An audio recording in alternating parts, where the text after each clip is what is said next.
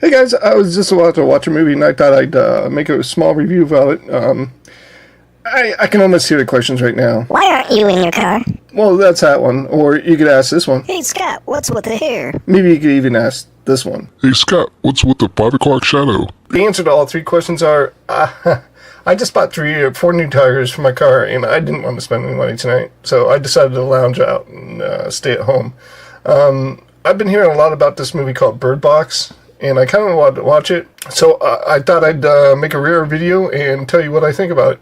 So, every time I talk to you guys about staying at home and watching movies at home, streaming them, I always tell you how economical they are.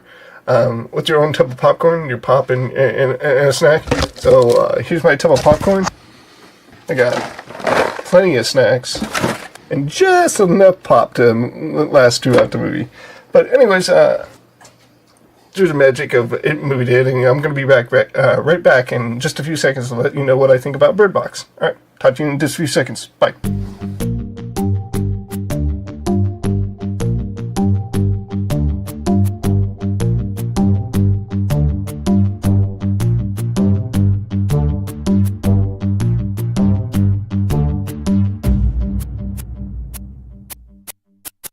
Well, I just got done watching the movie. This movie's going to be impossible to review without comparing it to A Quiet Place, because that's basically what it is.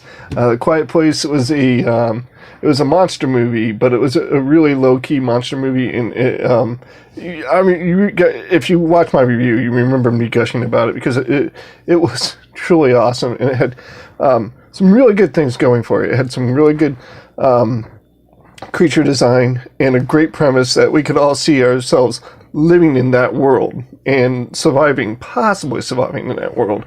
It would be possible to survive in this world. So the premise of that movie was basically you had a world where these aliens, whether they were supernatural or whether they were science fiction, that came down to Earth and they attacked any loud sound that they heard, any quiet sound, any sound at all that they heard, they attacked. And only a very small percentage of the population survived that attack because they learned. They learned from their mistakes, and they learned that if you make sound, you die. In this movie, you basically had the same premise. These were more supernatural. I'm not sure how they could not be supernatural, but basically what you have a premise is in the very beginning, in any beginning of any dystopian future story, you always have the masses scrambling for safety and majority of them dying in grisly ways, trying to get to that safety. And this was no exception. You basically had a lot of people watching the news and finding out there was something going on, and then finally them meeting a really grisly end to it, like I said, either by committing suicide, by jumping off of buildings, jumping through windows, wrecking cars, stuff like that.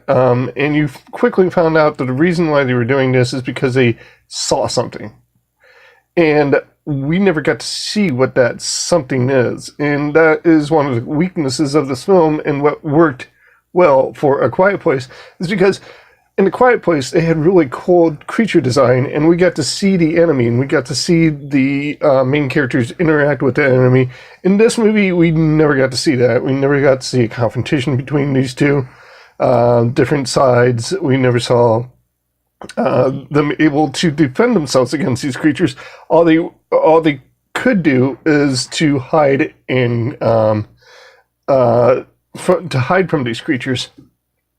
Some of the premises were cool and kind of clever, and I could see happening, but for the majority of the movie, I don't see it being possible. To be cut off from your sight completely and surviving would be extremely hard, and the stuff that they did to do it, I didn't buy all that well. Again, I just don't see the world being able to people to be able to survive in that. Although the ending was pretty clever, and I won't give it away. I've probably already given away enough plot. but the end goal was to make it to the sanctuary, and in the sanctuary, they found the reason why these people survived, and I thought that was pretty clever. But for the most part, I don't know. It was a really slow-moving movie. Not a lot happened in this movie. I do like those, like I said, dystopian future movies where you get to see, instead of the disaster, you got to see the people reacting to that disaster, and I really dig that. I dig those plots, and I enjoyed that about this movie. It was just not as engaging as, say, A Quiet Place was. And I think what really was the distracting factor in this, the detracting factor in this, was the point where in A Quiet Place we could see ourselves living in that world. In A Bird Box, we at least I couldn't see the world surviving as well as it did. So as far as acting goes, and as far as the characters are in this movie, I thought everybody did well. Sandra Bullock, yeah, I mean, she is who she is, and she's gotten... the only really good acting I've seen that woman do is in Blind Side, I think it's called. Other than that, she's okay. She's very passable. I wouldn't say she's a bad actress. I've seen bad acting, and she's not a bad actress. She just doesn't inspire me to say she's a great actress. There's a gentleman, let me look his name up. His character was the best character out of the whole movie, in my humble opinion. His name is Trevante Rhodes. I don't know. Maybe I'm screwing it up.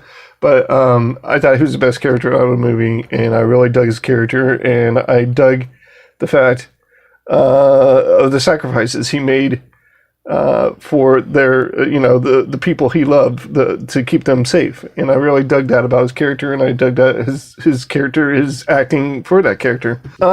So that's my little synopsis, and that's what I had, what I saw wrong with the movie, and what I saw what was working right with this movie.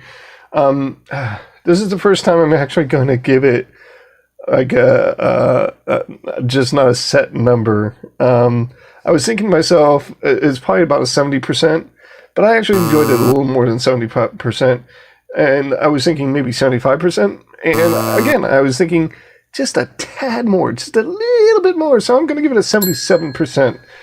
So finally, working on a 100 scale actually works. Most of the time, it doesn't make any difference. I could set 7.5, for if I wanted to do a 75. But yeah. So there's that. I'm going to give it a 77%. I enjoyed it that much. And the other 23%. But that is Bird Box. I enjoyed Bird Box 77%. And so there's that. Again, I just wanted to make a really quick video and, maybe do something at home. Like I keep on telling you guys, save some money and stay at home. And I have Netflix. I might as well watch that movie. All right. So anyways, so yeah.